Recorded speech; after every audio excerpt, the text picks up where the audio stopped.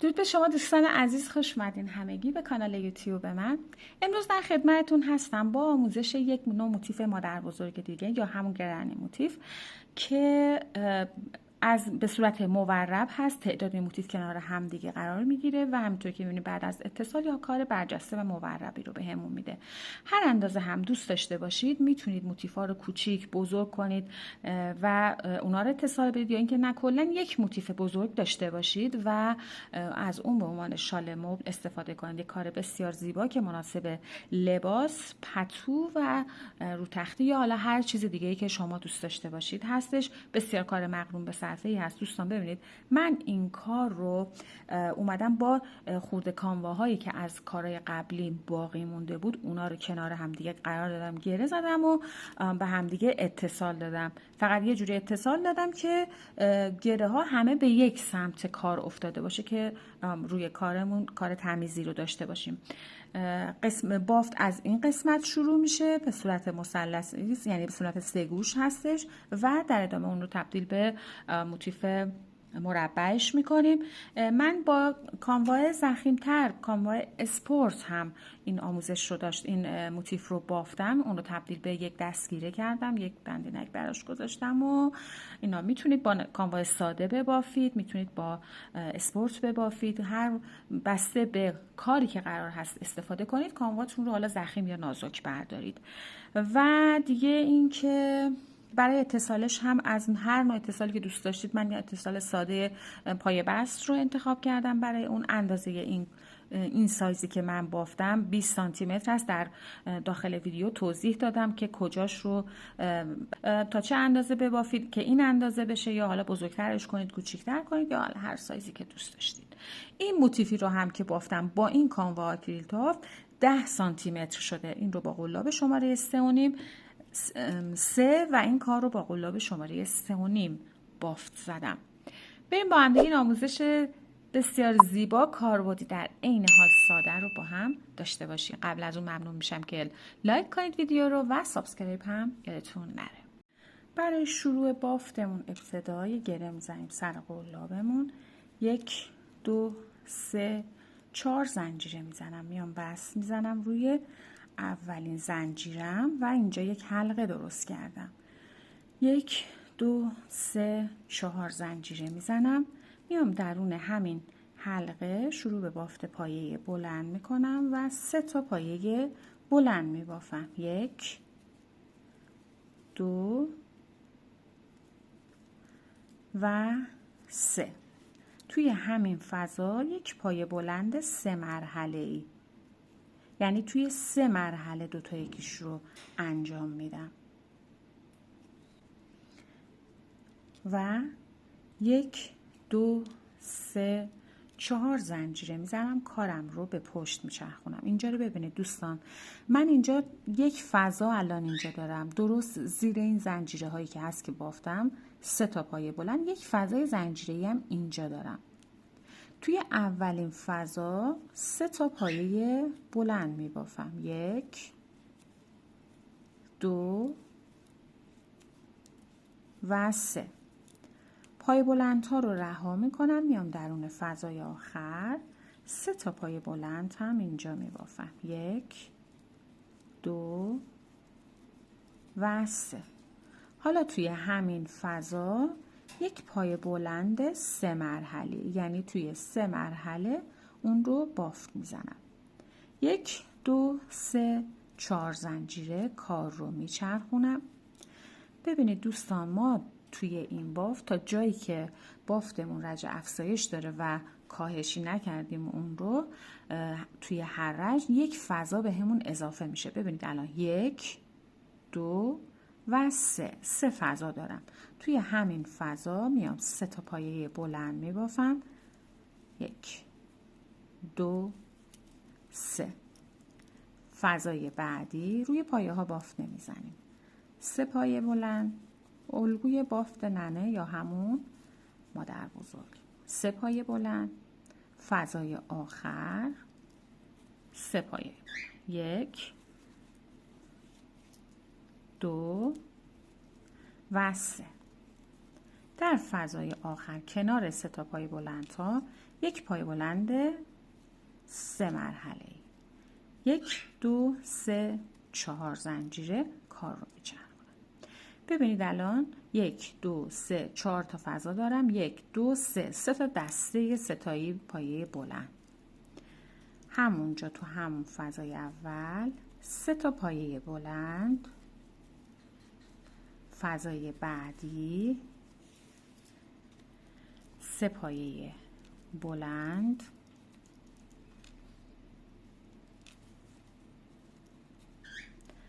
فضای بعد همین صورت 3 پایه بلند و فضای آخر هم 3 پایه بلند میبافم. 1 2 و 3. کنارش همونجا یک پایه بلند 3 مرحله. 1 2 3 4 زنجیره کار رو میچرخونم. توی اولین فضا 3 تا پایه بلند میبافم. 1 2 و 3. فضای بعد تکرار میکنم. 3 پایه بلند به این صورت. 3 پایه بلند 3 پایه بلند تا فضای آخر.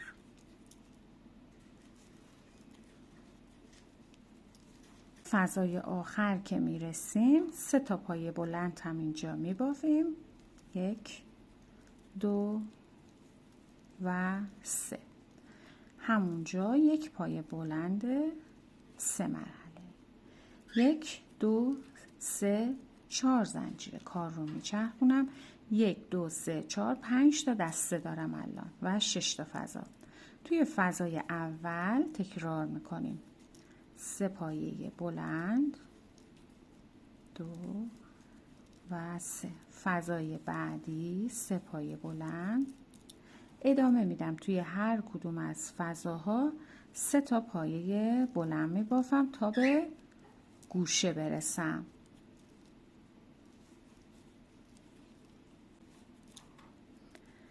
به گوشه که رسیدم دوباره 3 تا پایه بلند میبافم. 1 2 و 3. همونجا یک پایه بلند 3 مرحله. خب اینجا رو ببینید دوستان. 1 2 3 4 5 6. من 6 تا دسته ستایی پایه بلند بافتم. الان توی این بافت، الان دوستان این بافت رو ببینید. من این کار رو 1 2 3 4 5 6 رج بافتم، یعنی تا جایی که 6 تا دسته ستایی پایه بلند داشتم رو بافتم و اومدم از اون به بعد رج رو کاهشی کردم و تبدیلش کردم به یک مربع. اگه دوست داشتید همین سایز ببافید که باید 6 دسته داشته باشید، کوچیکتر بزرگتر تعداد رو کم و زیاد کنید. توی این یکی موتیفمون، موتیف دستگیره که اون رو بافتیم، من ببینید از قسمت وسطش مشخص میشه چون که مثلثی اومدیم بالا دیگه. 1 2 3 4 5 6 7 8 9 10. من این رو توی 10 رج بافتم و بعد رج رو کاهشی رفتم.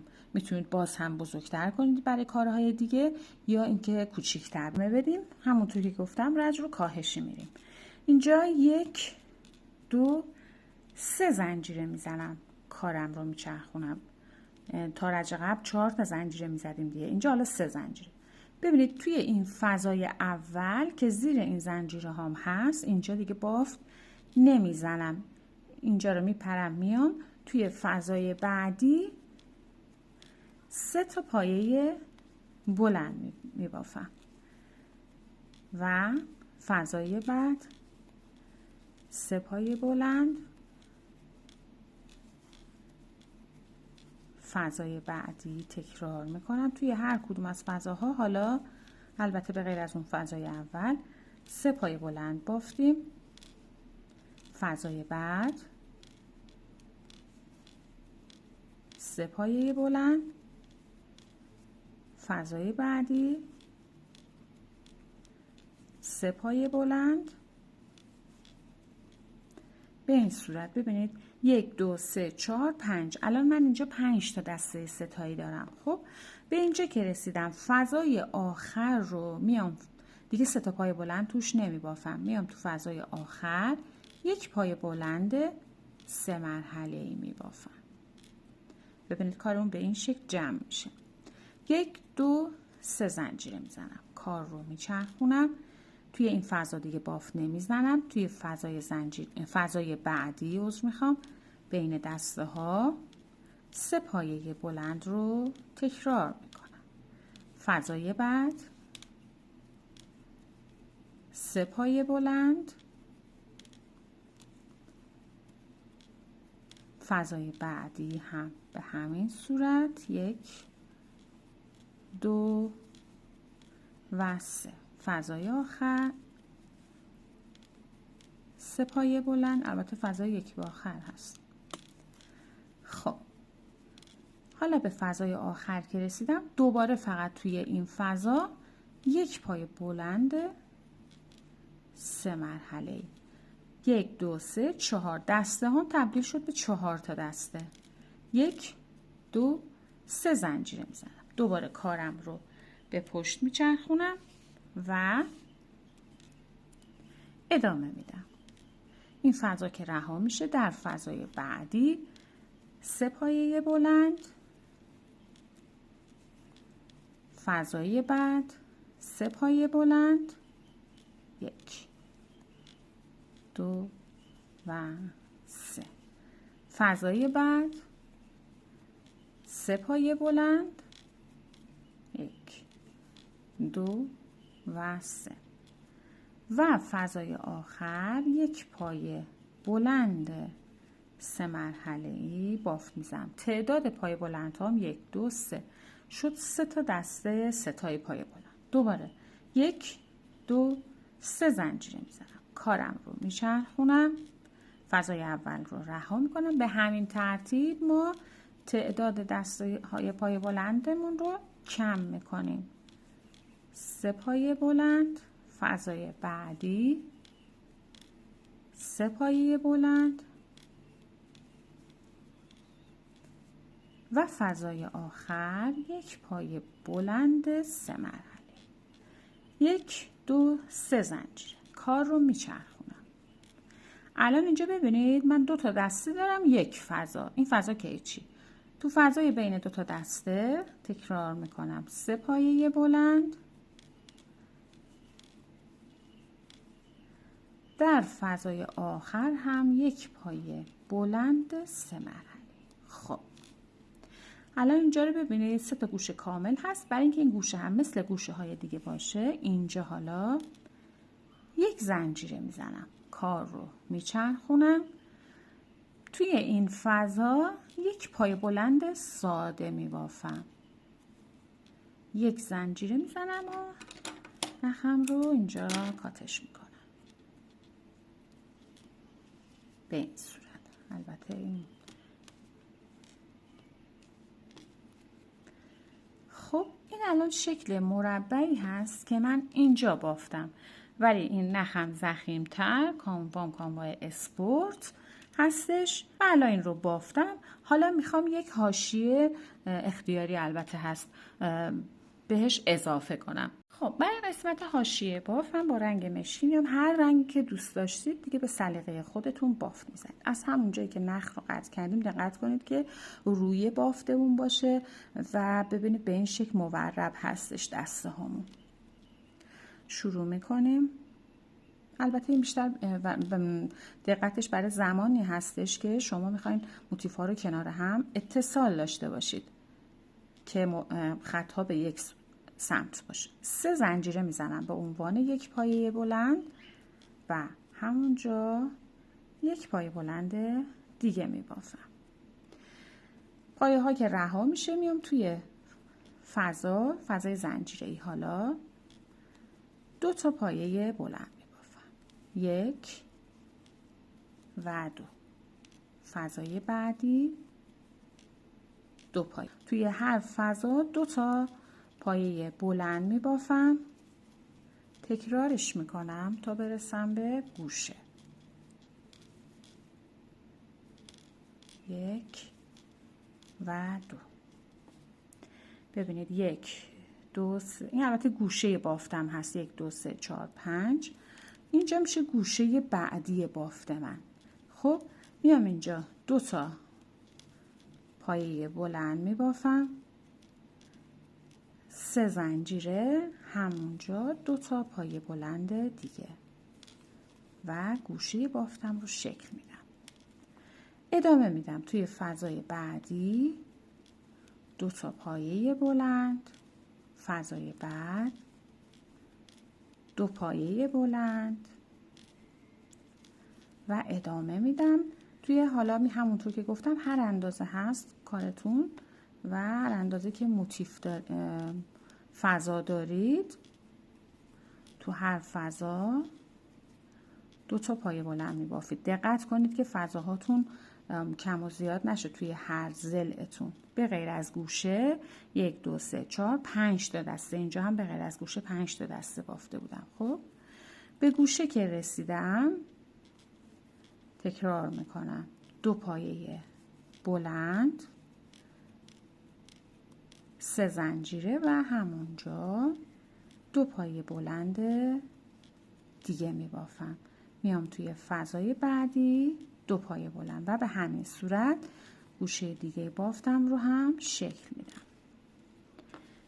به این شکل. خب 2 تا گوشه رو بافتم و کامل میکنم تا به انتها برسم. برای رج که رسیدم ابتدای رجمون 2 تا پایه بلند داشتیم دیگه. حالا میام توی همون فضا 2 تا پایه بلند دیگه میبافم، 3 زنجیره میزنم و بس میزنم روی سومین زنجیره شروع رجم. 1 زنجیره میزنم و نخم رو اینجا کاتش میکنم و به این صورت من موتیفم رو به اتمام رسوندم به این شکل و میتونیم تمیزکاریش رو انجام بدیم. برای اتصال هم که دوستان هر مدل که دوست داشتید میتونید اتصال بدید. چندین مدل اتصال توی کانال موجوده، میتونید مراجعه کنید و استفاده کنید از این کار. در عین سادگی بسیار کار زیبایی هست، بسیار مقرون به صرفه به این شکل. خب و اون رو به هر تعداد همونطور که گفتم میبافید، کنار هم قرار میدید و لذتش رو میبرید. خب مرسی که اینم بهتون بگم دوستان، اینجا رو من بعد از اینکه دورگیری رو انجام دادم واسه بندینک کار من اومدم 15 تا زنجیره زدم، بس زدم همینجا و دوباره توی همین حلقه‌ای که ایجاد شد شروع به بافت پای کوتاه کردم و یه تعدادی پای کوتاه زدم و اون رو پر کردم و در ادامه هم بست همونجا زدم. اینم واسه دوستانی که مبتدی هستن. مرسی که تا این لحظه با من همراه بودید. تا یه روز دیگه یا آموزش دیگه، خدا نگهدارتون.